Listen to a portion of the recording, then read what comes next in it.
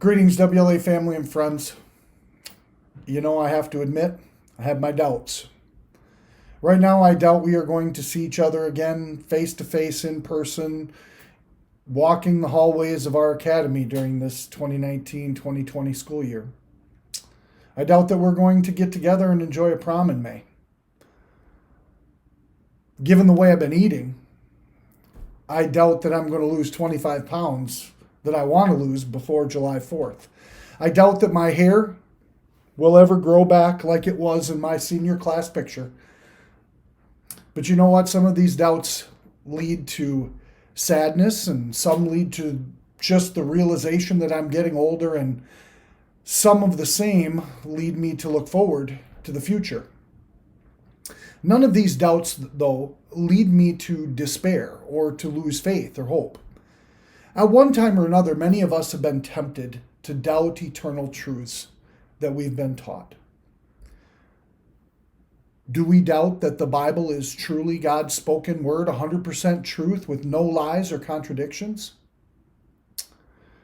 Maybe there's a doubt that Jesus was truly born of a virgin mother, or that he turned water into wine. Did he really rise from the dead? Temptation to doubt is one of Satan's oldest tricks. Consider his words to Eve, the first recorded words of Satan in God's word. He said, "Did God really say?" A question that raises doubts. Consider author and 20th century apologist C.S. Lewis.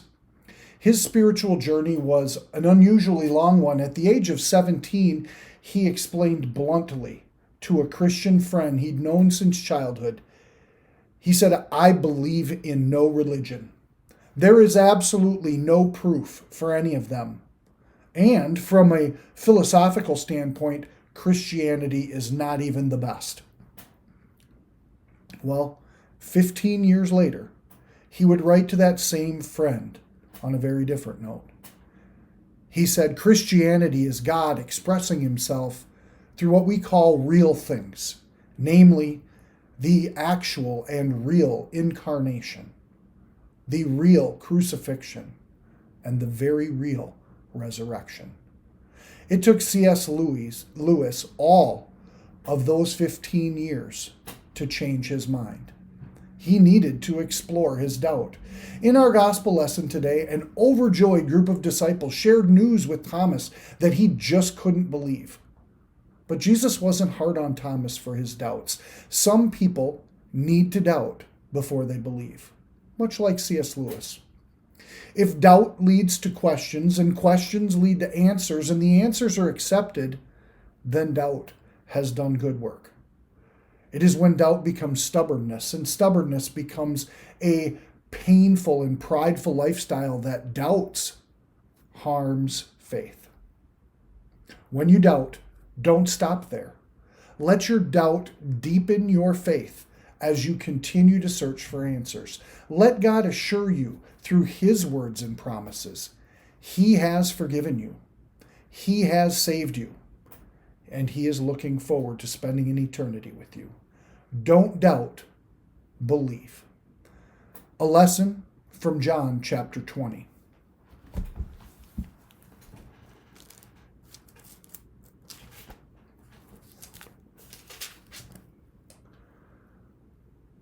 Now Thomas, called Didymus, one of the 12, was not with the disciples when Jesus came. So the other disciples told him, "We have seen the Lord."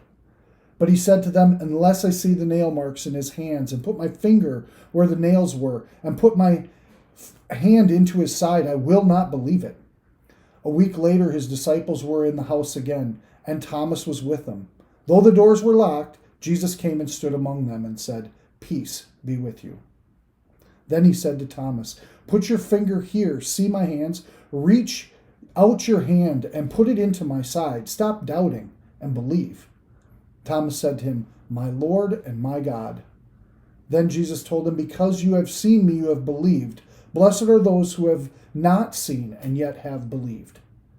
Jesus did many other miraculous signs in the presence of his disciples, which are not recorded in this book. But these are written, that you may believe that Jesus is the Christ, the Son of God, and that by believing you may have life in his name. This is God's word. Everyone have a wonderful day.